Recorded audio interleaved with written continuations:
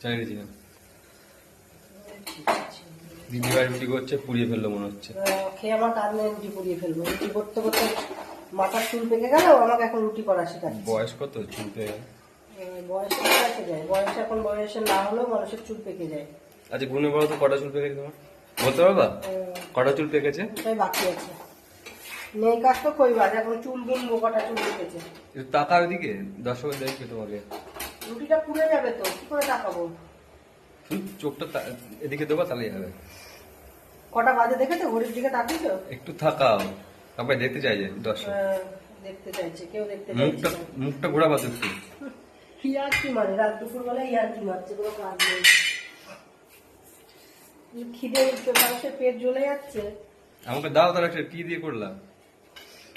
এটা গরম করিস? পেঁপে আলুর ছোলা দাও, দাও দেখি।